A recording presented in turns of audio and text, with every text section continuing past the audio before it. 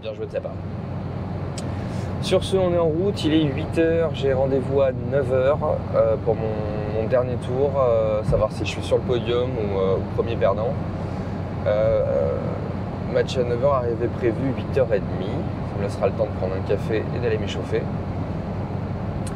Mon adversaire du jour, alors je l'ai vu jouer un peu, il n'était pas en très grande forme physique, il a fait 2 matchs hier, il avait mal dormi, il avait match de basket le soir même. On va voir ce que ça va donner physiquement. Après j'ai vu qu'il attaquait beaucoup, il était un peu dans le même style que moi, à faire les points et les fautes. En même temps, en face de lui, il avait eu 2 adversaires qui prenaient pas de risques et qui au contraire n'attaquaient pas. On va voir ce que ça va donner. Les axes de jeu sur lesquels j'ai envie d'appuyer, toujours mon service. Si la balle est courte, monter au filet, toujours parce que la surface s'y prête. Pas rester au fond. Après, je sais pas comment lui il passe. On va voir s'il essaie de passer en force, s'il essaie de lober. Si ses lobes sont courts, je n'hésiterai pas à se matcher bien comme il faut. Et en fond de cours, vraiment privilégier la diagonale. En revers, j'ai pas de soucis. En coup droit, je veux souvent essayer de forcer un peu les choses. Donc voilà, être tranquille dans ma diagonale et attendre l'ouverture, le repousser loin dans le terrain en attendant. Voilà. Et bien sur ce, on se retrouve tout à l'heure pour le match. Allez. Bon match.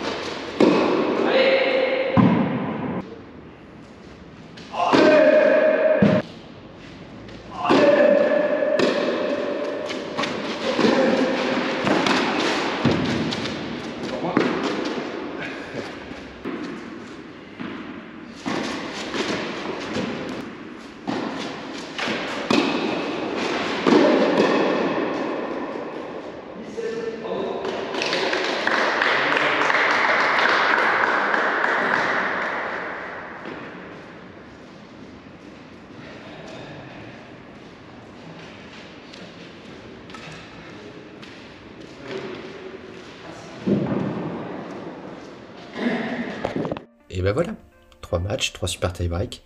On peut dire que le niveau de ce TMC a quand même été particulièrement serré. Ça a d'ailleurs engendré un petit problème de programmation sur le premier jour. En effet, ce TMC n'a été organisé que sur un seul terrain. Ce qui en soi est pas déconnant pour un TMC de 8 joueurs. Mais la majorité des matchs sont allés au super tie-break. Et à la mi-journée, il y avait déjà plus d'une heure de retard. En effet, ce TMC n'a été organisé que sur un seul terrain. Ce qui en soi est pas déconnant pour un TMC de 8 joueurs. Et malgré un match lancé en extérieur dans l'après-midi, mon deuxième tour qui était prévu à 18h n'a commencé qu'à 19h30.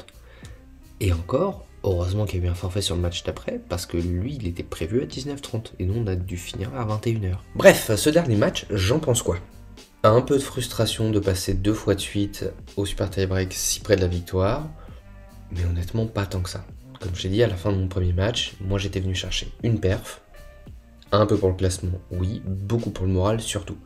Tout le reste, c'est du bonus. Et en parlant de bonus, voici les 3 points positifs que je tire de ce match. Numéro 1, clairement, ma diagonale revers. Elle est évidemment pas parfaite, il y a toujours un peu de déchets, mais j'ai retrouvé une vraie sérénité à jouer en lift dans cette diagonale.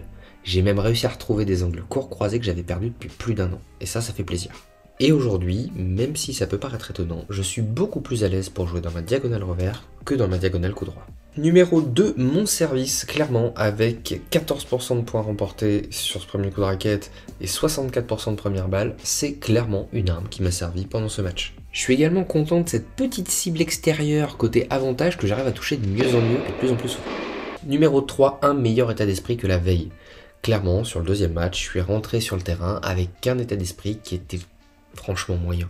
Entre le froid, le retard, plus d'autres petits détails dans lesquels je parle à la fin de cette vidéo, clairement, j'étais pas au top de mon moral. Alors c'est peut-être le fait de jouer sur une nouvelle journée ou de jouer le matin, mais en tout cas ce qui est sûr c'est que j'ai pris beaucoup plus de plaisir sur cette partie. Mais dans la victoire et surtout dans la défaite, il y a des points à améliorer. Numéro 1, le coup droit de montée en longue ligne. C'est clairement un point noir dans mon jeu aujourd'hui. Alors sur ce TMC, j'ai essayé de varier un peu, notamment montant en slice. Sans grand succès, certes, mais au moins j'ai essayé de changer quelque chose. Et pourtant, il y a encore 6 points que je donne en faute directe sur un coup droit longue ligne.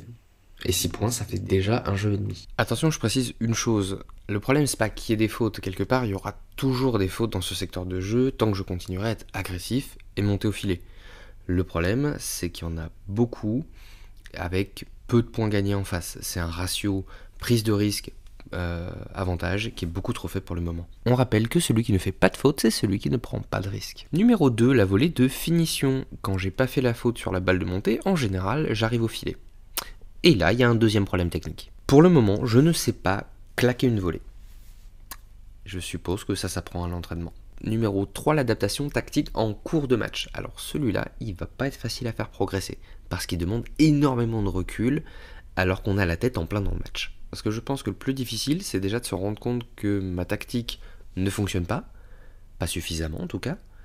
C'est d'autant plus difficile quand je gagne le premier set. Mais comme sur le match précédent, j'aurais peut-être dû finalement accentuer sur le jeu de fond de cours au lieu d'aller au filet, même quand la balle s'y prête pas. Surtout que pour une fois, des sensations en fond de cours, j'en avais, notamment sur la diagonale revers. Il est l'heure de faire le bilan du TMC de Groyer. Avant de commencer ce TMC, il me manquait 16 points pour passer de 15-3 à 15-2. D'où la recherche d'une perf. Premier match, après la victoire à 15-2, je monte. Après la défaite à 15-2, rien ne bouge. Et enfin, après la défaite à 15-3, mon ratio victoire-défaite passe de nul à négatif. Du coup, j'ai une victoire en moins qui est comptabilisée dans mon calcul. Et résultat des courses, il me manque 1 point pour finir. Il me manque 1 point pour monter. Pour ceux qui me suivent attentivement sur ma chaîne et sur mes réseaux, vous savez déjà que j'ai réussi à remonter 15-2, mais ça c'est grâce à un autre match et on en parlera une prochaine fois. Mais je vais rappeler un truc qui est super important pour moi et qui concerne beaucoup de joueurs amateurs. Se fixer un objectif de classement, c'est bien, mais c'est sans fin. J'ai atteint mon objectif de monter 15-2. En toute logique, le prochain objectif, c'est de monter 15-1, puis passer seconde série, etc., etc. Mais vous vous rendez bien compte qu'à un moment ou un autre, ça a forcément coincé. Et du coup, à partir de ce niveau-là, frustration, voire perte de confiance. Normal. Donc le classement, c'est bien, mais ne laissez pas cette donnée vous définir en tant que joueur. Sur ce, j'espère que cette série de vidéos sur le TMC de Groyer vous aura plu. Merci infiniment à tous ceux qui ont pris le temps de commenter les précédentes vidéos et qui commenteront celle-là. J'adore quand vous me proposez des petits tips pour me permettre de progresser. C'est vraiment génial. Merci à vous. N'oubliez pas de liker la vidéo en partant. Ah, et si vous n'avez pas tout compris dans le calcul du classement, vous inquiétez pas, on se donne rendez-vous dans cette vidéo. Allez, salut.